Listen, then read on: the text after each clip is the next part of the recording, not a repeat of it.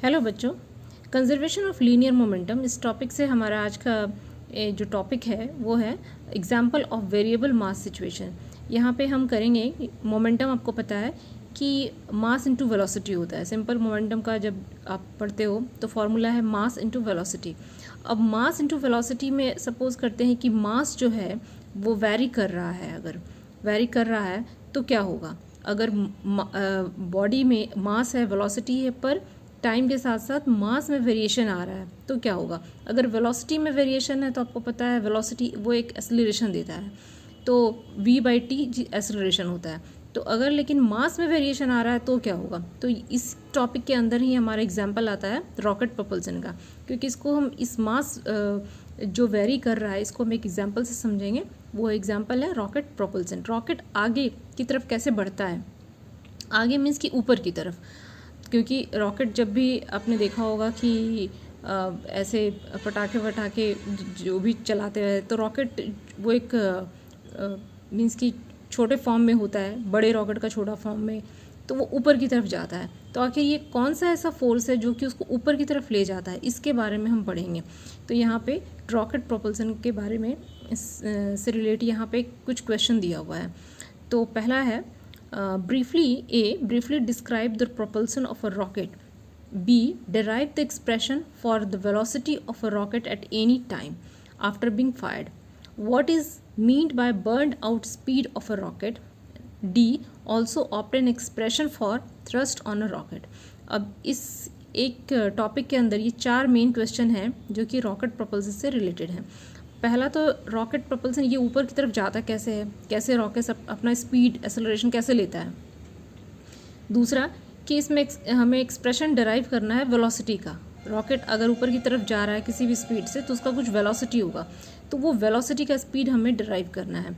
और तीसरा जो है what is mean by burned out speed of a rocket. Burned out speed क्या है ये हम आगे पढ़ेंगे।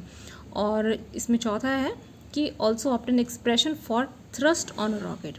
अब थ्रस्ट क्या है? थ्रस्ट आपको पता है एक तरह का फोर्स है, तो ये क्या है? वो इसके लिए एक्सप्रेशन क्या होगा रॉकेट के लिए? वो क्या होगा थ्रस्ट का? क्या एक्सप्रेशन हम लिख सकते हैं? तो सबसे पहले तो रॉकेट प्रोपल्सन क्या है वो हम पढ़ेंगे। तो आपने देखा होगा कि इस तरह है, एक रॉकेट को हम इस तरह से ड्रॉ कर सकते हैं। अब इस रॉकेट में सपोज करते हैं कि शुरू में स्टार्टिंग में एट टाइम t=0 है, तो इसमें कुछ ऐसा एक कंटेनर होगा या फ्यूल रखने का कुछ जो भी स्पेस है, तो समझ लेते हैं कि ये पूरा फ्यूल भरा हुआ है। तो इस फ्यूल का जो मास है वो एट t=m0 हमने ले लिया है कि एट t=0 फ्यूल कितना है? m0 है। अब ये फ्यूल जो है कुछ देर के बाद एट टाइम t, जैसे ही ये रॉकेट जो है ऊपर की तरफ जाता है और एट टाइम t=0 यहाँ पे वेलोसिटी जो है इसका है v0। अब टाइम t में जब रॉकेट इस फ्यूल को जब बर्न किया गया तो यहाँ पे फ्यूल जब बर्न होता है थोड़ा इसका मास कम हो जाएगा। थोड़ा ये जो दिख रहा है वाइट पोर्शन मीन्स कि इसका मास थोड़ा कम हो गया है। तो एट टाइम t=0 जैसे ही मास कम होता है और इसमें एक वेलोसिटी है, तो वेलोसिटी जो है यहाँ पे v हो जाता है। जैसे ही मास कम हुआ तो इसके वेलोसिटी में भी चेंज आएगा, क्योंकि मास इनटू वेलोसिटी। यहाँ स्टार्टिंग में यहाँ पे मोमेंटम था m0 v0, यहाँ पे मोमेंटम चेंज हो जाएगा क्योंकि मास कम हो रहा है और because of conservation of linear momentum, momentum को तो कंजर्व रहना है, तो इसलिए वेलोसिटी में भी चेंज आएगा और वेलोसिटी ज़्यादा हो जाएगा क्योंकि मास कम हो रहा है, तो वेलोसिटी यहाँ पे ज़्यादा होना चाहिए। उसके बाद थोड़ी देर के बाद फिर एट t=t+dt, और थोड़े टाइम के बाद में यहाँ पे मास जो है फ्यूल का जो मास है और बर्न हो जाएगा तो वो कम हो जाएगा, मीन्स कि m-dm हो जाएगा और वेलोसिटी और भी बढ़ जाएगा v+dv, क्योंकि यहाँ पे तीनों ही केसेस में यहाँ पे जो मोमेंटम है वो कंजर्व्ड है। मोमेंटम जो है वो इक्वल ही रहेगा। एक तरह से कंजर्व है का मतलब है कि वो कांस्टेंट ही रहेगा। उसमें वो अगर मास कम हो रहा है तो वेलोसिटी ज़्यादा हो जाएगा। तो इस तरह से रॉकेट जो है जब वेलोसिटी में चेंज आता है तो उसमें एक एक्सेलरेशन आ जाता है रॉकेट में और ये ऊपर की तरफ ये जाने लगता है। और यहाँ पे जो गैस है इसका जो ये फ्यूल जलेगा तो गैस जो है इसमें बैकवर्ड डायरेक्शन में एक फोर्स एक्सर्ट करेगा और उतना ही इक्वल फोर्स रॉकेट को आगे की तरफ फॉरवर्ड फोर्स मिलेगा जिससे कि वो आगे की तरफ बढ़ेगा। तो इस तरह से रॉकेट में प्रोपल्सन होता है, मीन्स कि रॉकेट आगे की तरफ बढ़ता है। जितना फ्यूल जल करके बैकवर्ड फोर्स एक्सर्ट करेगा उतना ही रॉकेट को फॉरवर्ड फोर्स मिलेगा आगे बढ़ने के लिए। तो इस तरह से रॉकेट प्रोपल्सन ये होता है। अब हम इसमें देखते हैं इसके जो वेरियस पार्ट हैं उसको कि एक एक करके कि इसमें सबसे पहले हम इसको कैसे इक्वेशन को हम डेराइव करेंगे। तो इस केस में सबसे पहले जो हमारे पास गिवन है सबसे पहले उन चीज़ों को हम एक जगह पे लिख लेते हैं। तो यहाँ पे थोड़ा हम पढ़ लेते हैं इसे। Rocket propulsion, the propulsion of a rocket is an example of momentum conservation. It is a best example of momentum conservation, क्योंकि इस तीनों केसेस में जैसा कि मैं बताया कि मोमेंटम कंजर्व है, मोमेंटम जो है एक तरह से वेस्ट नहीं कहीं हो रहा है, वहाँ पे चेंज हो रहा है अपना मास से वेलोसिटी की तरफ। तो in a rocket gases at high temperature and pressure are produced by the combustion of fuel। जैसे कि मैंने बताया कि यहाँ पे फ्यूल पहले पूरा है, फिर थोड़ा इसमें जलेगा, तो जल के ये फ्यूल जब बर्न होगा तो इसमें एक डाउनवर्ड फोर्स एक्सर्ट करेगा और उतना ही फोर्स ये आगे की तरफ रॉकेट को ऊपर की तरफ ले जाएगा। तो at high temperature and pressure are produced by the combustion of fuel। They escape with a large constant velocity through a nozzle। The large backward momentum of a gas impart an equal forward momentum to the rocket।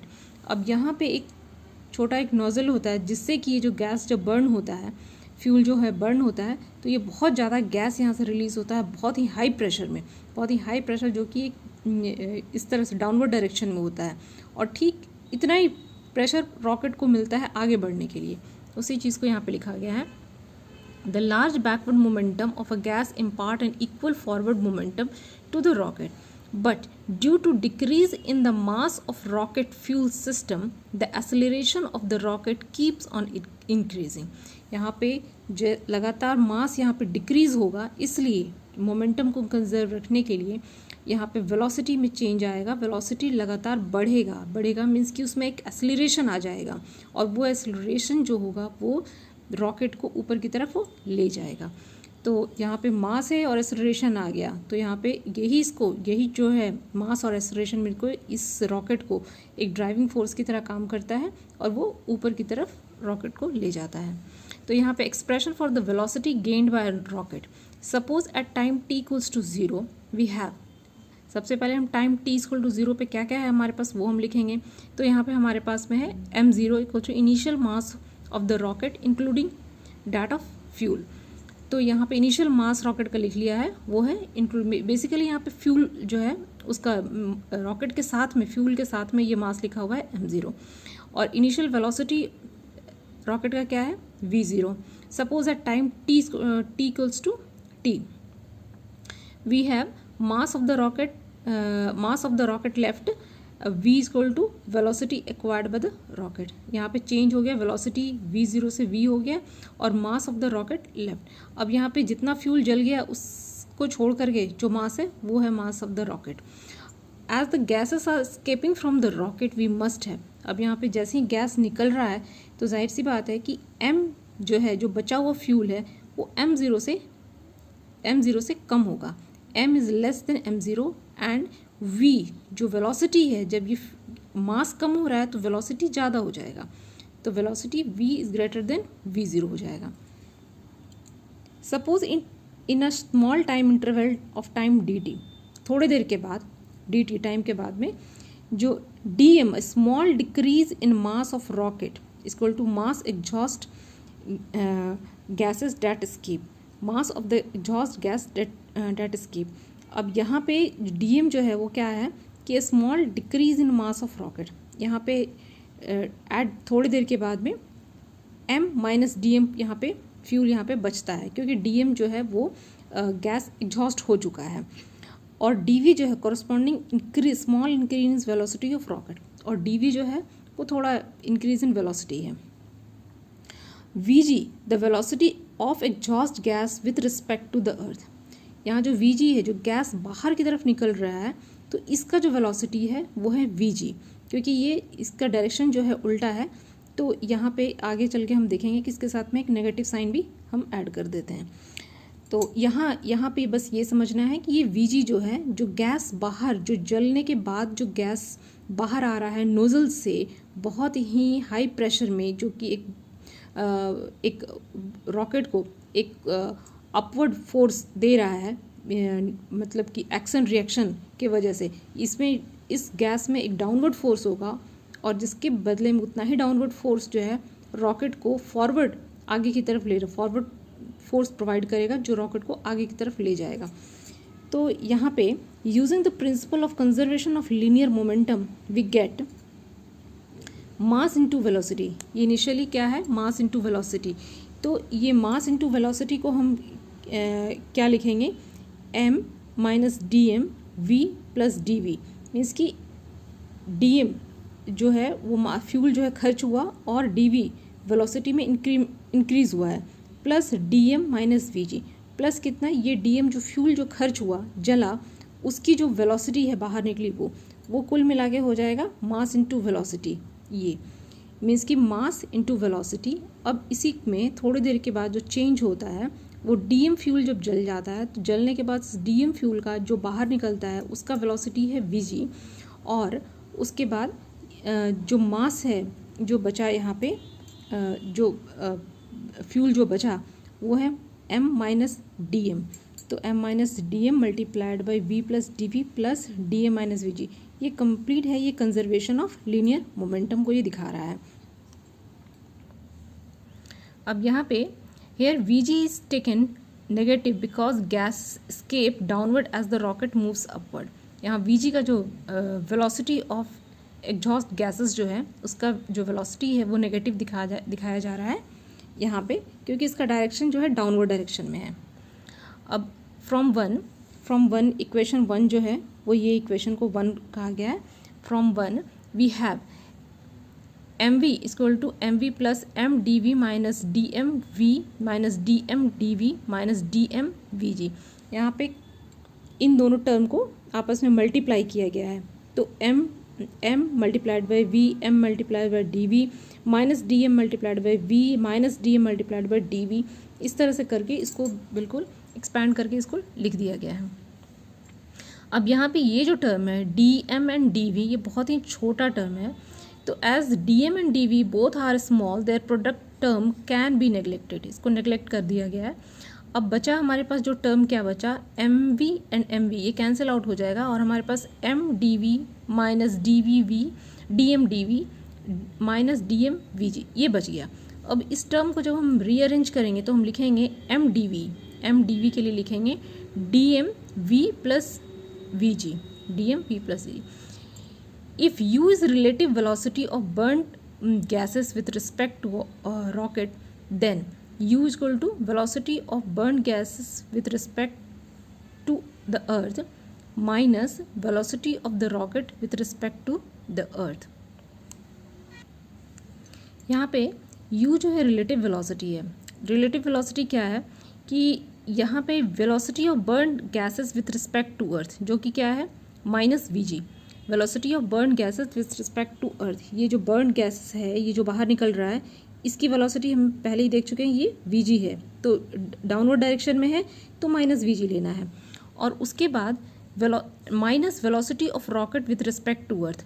अब इस thrust के वजह से ये जो force, जो backward force जो gases जो क्रिएट कर रहा है, उसके वजह से जो रॉकेट आगे बढ़ रहा है, तो उस रॉकेट का भी कुछ वेलोसिटी होगा। उस पूरे रॉकेट का जो वेलोसिटी है वो velocity of the rocket with respect to earth.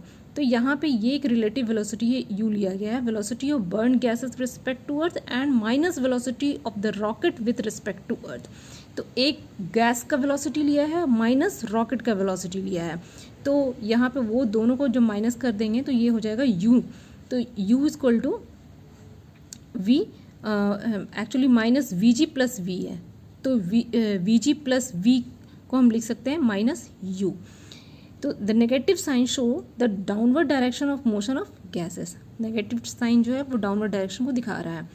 अब यहाँ पे हम M D V equals to minus U D M, यहाँ से इस इक्वेशन में M D V equals to यहाँ पे D M plus V G, तो वी प्लस जी के जगह पे हम पुट करेंगे माइनस यू, तो यहाँ पे से हम v निकालेंगे, D V equal to minus U D M by M, तो यहाँ से ये निकल गया D V equal to minus U by D M by M. अब यहाँ पे integrating both side we get, अब यहाँ पे हमें दोनों साइड पे इंटीग्रेट कर दिया गया है, तो इंटीग्रेशन के बाद हम इसमें लिमिट पुट कर देंगे, तो ये लिमिट पुट करने के बाद हमारे पास जो आ गया integration v0 to v dv equals to minus U integration m0 to m dm by m। और यहाँ पे इंटीग्रेट करने पे के बाद dv का इंटीग्रेशन v और lower limit upper limit put कर दिया गया है। यहाँ पे dm बाई m है, तो dm बाई m का इंटीग्रेशन होता है log e m, log e m lower limit upper limit, तो log m minus log e m0, इसको हम लिख सकते हैं minus u log e m by m0। तो यहाँ पर ये यहाँ पे जब हम इसे उल्टा करेंगे, log को थोड़ा सा यहाँ पे नेगेटिव साइन को एलिमिनेट करने के लिए हम log को ये से m0 को ऊपर ले लेंगे और m नीचे ले लेंगे, तो यहाँ पे आ जाएगा हमारा एक और माइनस साइन आ जाएगा और माइनस माइनस यहाँ पे प्लस हो जाएगा, तो फिर हमारे पास आ जाएगा v जो फाइनल जो वेलोसिटी है। अच्छा, यहाँ पे जो इंटीग्रेशन किया गया है लोअर लिमिट और अपर लिमिट, तो यहाँ पे है v माइनस वी जीरो, तो v के लिए हम कैलकुलेट कर रहे हैं, तो v इक्वल्स टू हो जाएगा v0 plus U log E m0 by m, तो यहाँ पे फाइनल वेलोसिटी यहाँ पे निकल रहा है। This gives the velocity of the rocket at any time t when it mass is m। तो जब मास जो है, ये तो हमारा इनिशियल मास है, और जब मास जो बचा हुआ मास वो ये है, तो उस टाइम पे रॉकेट का क्या स्पीड होगा उसके लिए ये एक्सप्रेशन निकाला गया है।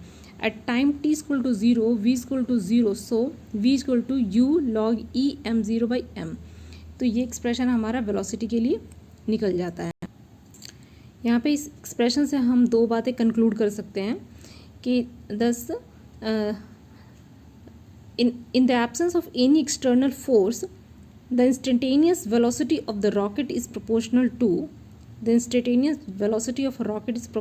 to first the exhaust speed of the burned gases। exhaust speed ये है, इसके डायरेक्टली प्रोपोर्शनल है।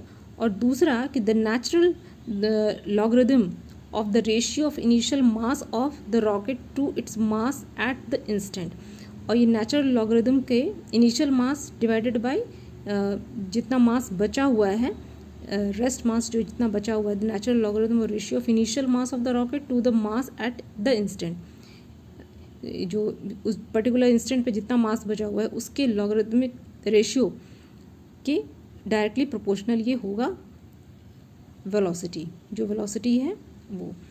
तो इस तरह से हम इसका वेलोसिटी के लिए एक्सप्रेशन हम अब यहाँ पे हम देखते हैं कि burned out speed of the rocket क्या है। The speed acquired by the rocket when whole of its fuel get burned is called burned out speed of the rocket.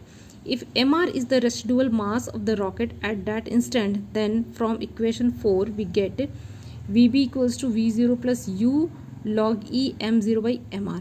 यहाँ पे बर्नड आउट स्पीड को बहुत ही क्लियरली लिखा हुआ है कि जब सारा फ्यूल जब जल जाएगा तो उसके बाद जो क्या एक्वायर करता है रॉकेट जो है, क्या वेलोसिटी स्पीड एक्वायर करता है, उसी को कहते हैं कि burned out speed. If M R is the residual mass, अगर एम आर जो है वो बचा हुआ मास है, फ्यूल का बचा हुआ मास है, और at any instant, then from equation 4 जो है हमारे पास में ये है, तो इस इक्वेशन से हम लिख सकते हैं यहाँ पे ये equation V B burned out, V B मतलब burned out speed equals to v0 plus U log E m0 by M R जो है वो रेसिड्यूअल मास है, लास्ट बिल्कुल लास्ट मोमेंट में जितना वो मास थोड़ा सा बचा हुआ है वो, ये लगभग पूरा बर्नड आउट होता है। तो obviously V B is the maximum velocity that the rocket can acquire. अब यहाँ पे ये जब मिनिमम हो जाएगा तो जाहिर सी बात है कि ये इसका वैल्यू जो है ये मैक्सिमम हो जाएगा। तो यहाँ पे वी बी जो है वो V B is the maximum velocity that the rocket can acquire. तो वी बी जो है मैक्सिमम वेलोसिटी होगा, मतलब कि बर्न आउट स्पीड जो होगा वो रॉकेट का मैक्सिमम स्पीड होगा। अब हम देखते हैं कि थ्रस्ट ऑन द रॉकेट क्या है। It is the force with which the rocket moves upward. जिस फोर्स से रॉकेट ऊपर की तरफ मूव कर रहा है उसी को हम कहते हैं थ्रस्ट ऑन द रॉकेट। तो यहाँ पे हम dividing both side of equation 3, यहाँ पे इक्वेशन 3 जो है इस इक्वेशन में आते हैं कि M D V by minus U D M. इस इक्वेशन से जो पहले हमने प्रीवियस निकाला हुआ है कि इस इक्वेशन में अगर हम डी टी से डिवाइड करते हैं दोनों साइड में तो आ जाएगा हमारे से M D V by D T equals to minus U D M by D T. तो D V by D T is a, rate of change of velocity is a, यहाँ पे पुट कर सकते हैं acceleration of the rocket at time T, और M D V by D T equals to M A equal to force, F equal to thrust on the rocket at time T. तो from 6, अब यहाँ पे अगर M के बाद यहाँ पे D V by D T अगर ए पुट कर दिया तो हो जाएगा M A equal to force equal to minus U D M by D T. Thus the upward upthrust on the rocket at any instant is equal to the product of the exhaust speed of the burned gases and the rate of consumption of fuel at that instant। तो यहाँ पे जो thrust है वो आ रहा है minus U D M by D T. तो यहाँ पे u जो है वो क्या है, यहाँ पे u जो है एग्जॉस्ट स्पीड जो पहले हमने यहाँ पे निकाला हुआ है कि एक तरह से रिलेटिव स्पीड होता है फ्यूल का और रॉकेट के बीच का। तो ये exhaust speed multiplied by rate of change of mass. तो यहाँ पे burn and the rate of consumption of fuel. तो जो फ्यूल जिस इंस्टेंट पे जिस रेट से कंज्यूम हो रहा है तो उसके प्रोडक्ट के बराबर होगा thrust, that is F equal to M A. तो इस तरह से हम लोग थ्रस्ट कैलकुलेट कर सकते हैं। जब हम लोग एग्जाम्पल देखेंगे बहुत सारे तो ये चीज़ें और भी ज़्यादा अच्छे से क्लियर हो जाएंगी। तो आई थिंक आपको समझ में आ गया होगा ये। अभी के लिए थैंक यू।